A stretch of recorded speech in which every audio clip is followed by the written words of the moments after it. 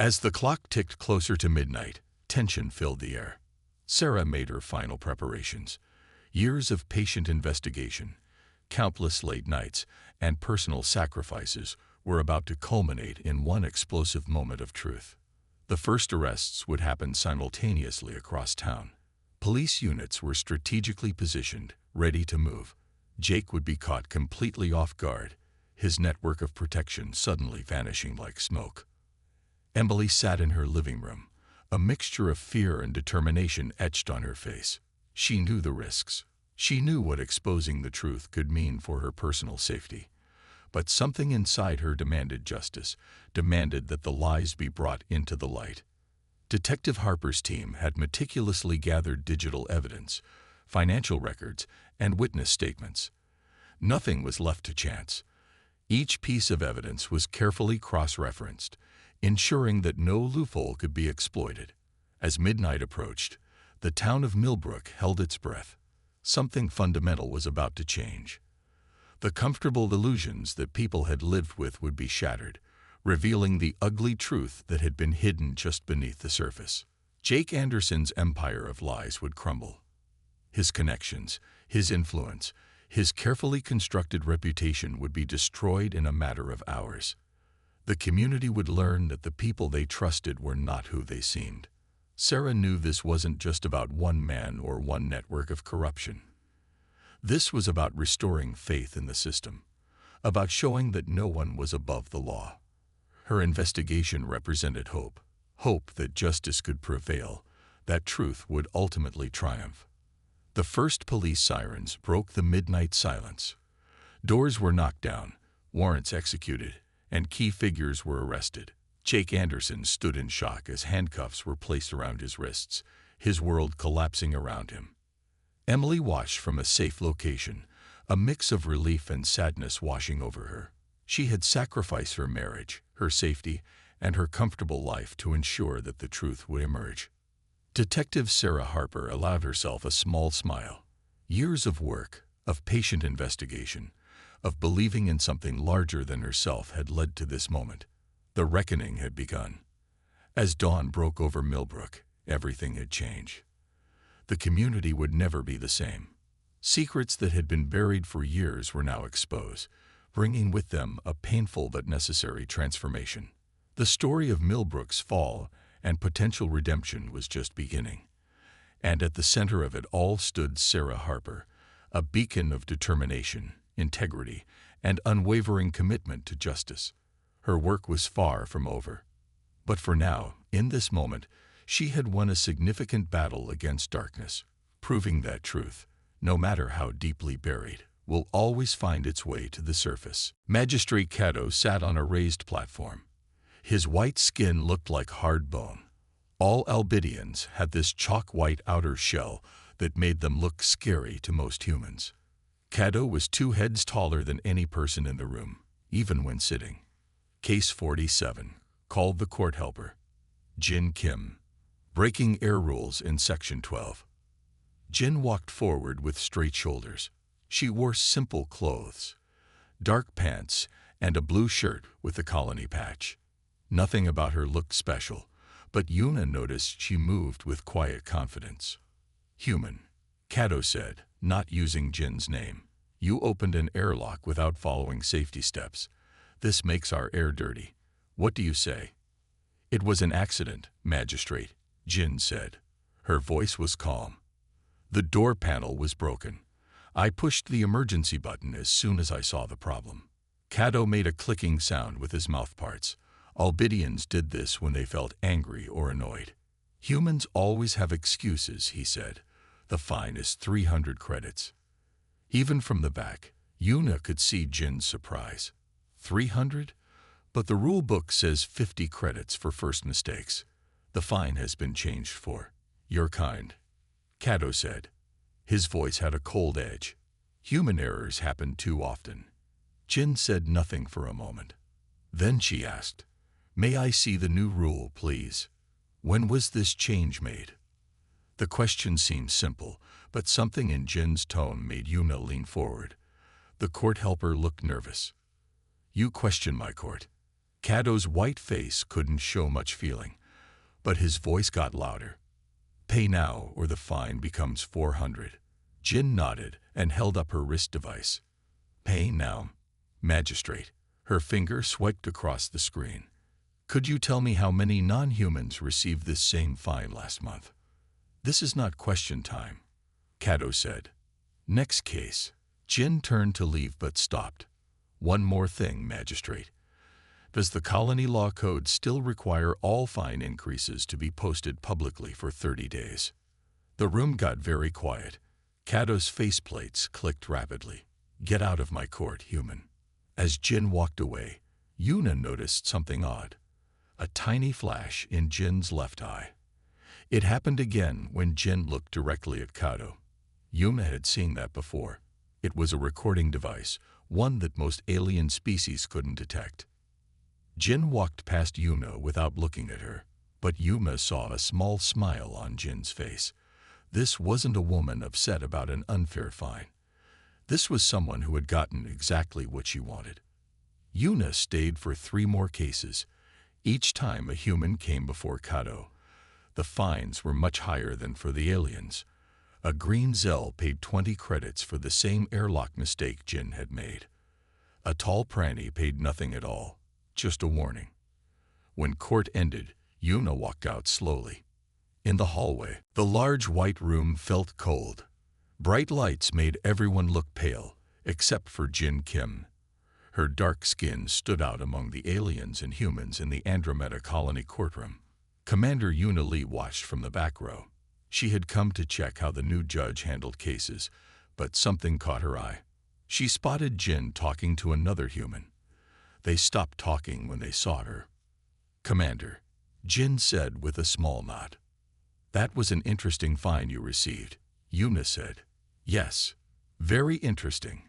Jin's eyes showed no anger, only focus. Do you think it's fair that humans pay 6 times more than others for the same mistake? I think fairness matters in a colony, Yuna said carefully, especially one with 12 different species living together. Jin studied Yuna's face. Yes, it does. She handed Yuna a small card. If you care about fairness, maybe we should talk more.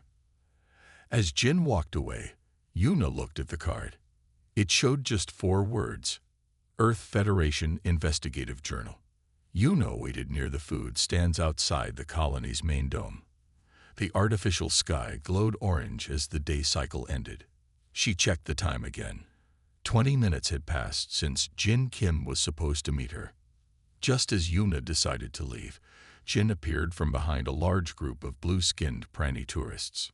Sorry I'm late, Jin said. I had to make sure no one followed me. Yuna raised her eyebrows. Is that normal for a reporter? Jin smiled. It is when you're investigating powerful people. She looked around. Not here. Let's walk. They moved toward the quiet garden area where fewer people went at night. The plants from Earth glowed softly in the dark, a reminder of home. I've been on Andromeda Colony for 3 months, Jin said once they were alone. In that time, I've collected data on every fine given out by the courts. She touched her wrist device, and small numbers floated in the air between them. This shows humans pay more, Yuna asked, studying the glowing charts. Much more. For the same mistakes, humans pay 78% higher fines than any other species.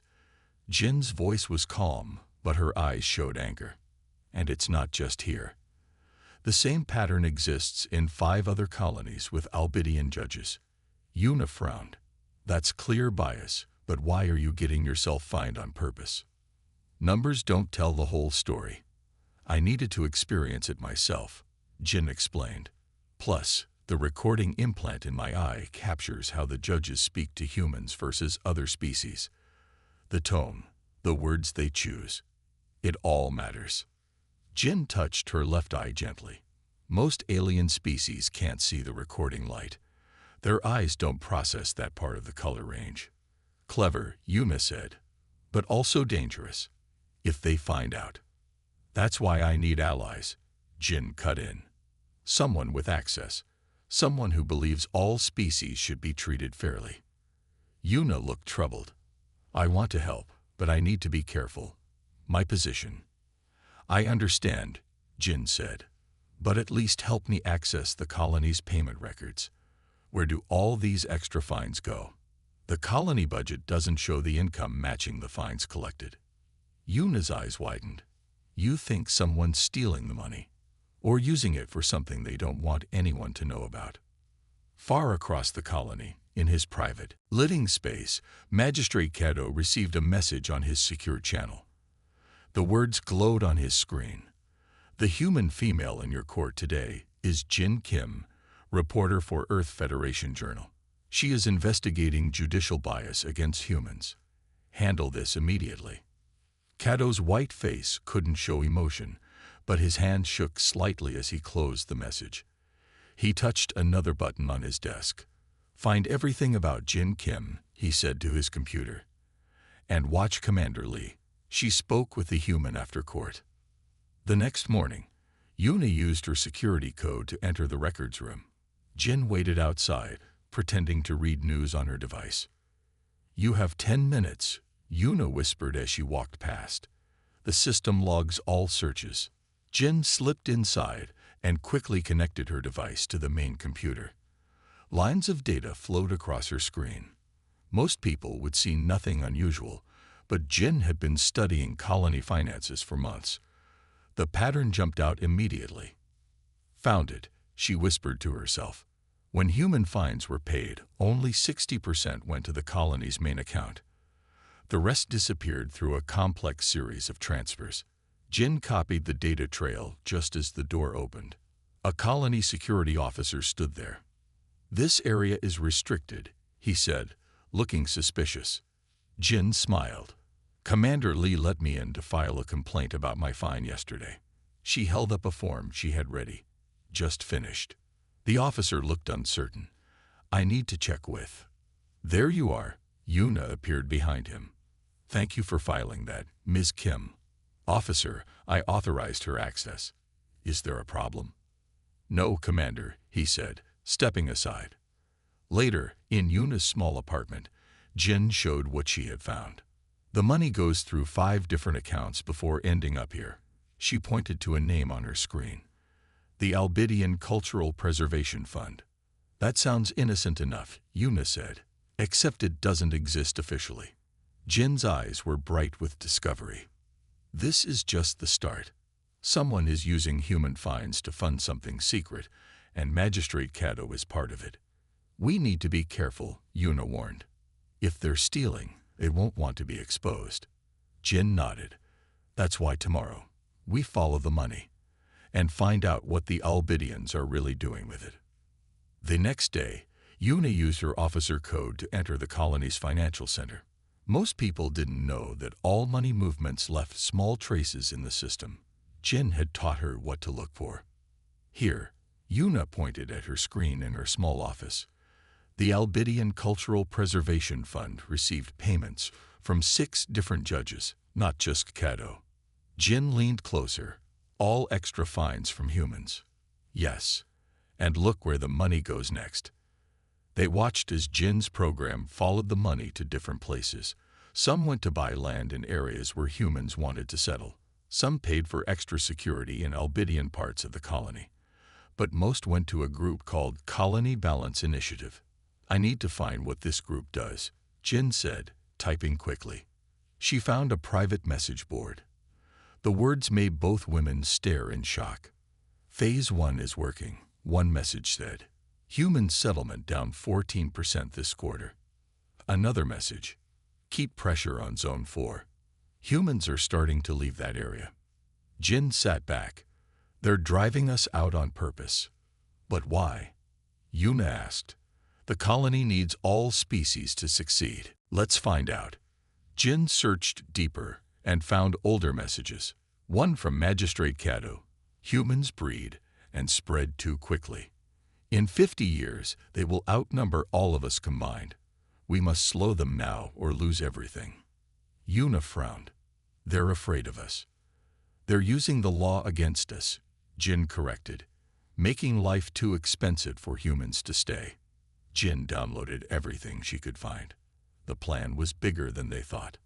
High rents for humans, extra fees for human businesses, special tests for human workers, all designed to seem legal but push humans to leave. There are 10 colonies doing this, Jin whispered. It's not just here. Just then, Yuna's screen flashed red. Alert. Unauthorized access detected. They know we're looking, Yuna said, quickly disconnecting. We need to leave. They walked calmly from the office, trying not to look worried. In the hallway, they passed 2 security officers running toward the financial center. Your apartment isn't safe now, Yuna said when they reached the main hallway. Come to mine.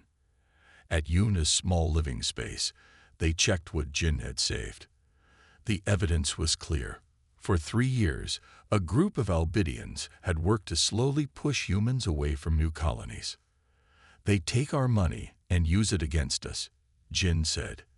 The fines pay for their plan. Yuna looked at one message that worried her most. If financial pressure fails, we move to Phase 2. What's Phase 2? She asked. Jin shook her head. They don't say. But I found this list of supplies they've bought. She showed Yuna the screen. These are parts for atmospheric controllers, Yuna said, her face going pale. They could make the air bad for humans but fine for Albidians. They could force us out that way. Jin stood up. I need to send this to my editor now. The Federation needs to know. It's too dangerous to send from the colony network, Yuna warned. They'll be watching all communications. I have my own sender in my room, Jin said, built into my luggage. I need to go back. They might be watching your room. I have no choice. This is too important. Jin moved toward the door. If I don't contact you by morning, send everything we found to this address. She handed Yuna a small card. After Jin left, Yuna couldn't sleep. She watched the colony's security channels on her officer's link. At first, nothing seemed wrong. Then she saw it. A silent alert. Guards were going to Jin's living area. Yuna grabbed her uniform jacket and ran for the door, but her communication device buzzed. A message from her commander. Report to security office immediately. Do not delay. They knew. Somehow, they knew about her too. Yuna had to make a choice. Go to Jin's room to warn her or follow orders. Both options seemed dangerous now. Her device buzzed again with a message from an unknown sender. Jin Kim arrested for espionage. Report now or face charges. The conspiracy was bigger than they had imagined, and now they were caught in it.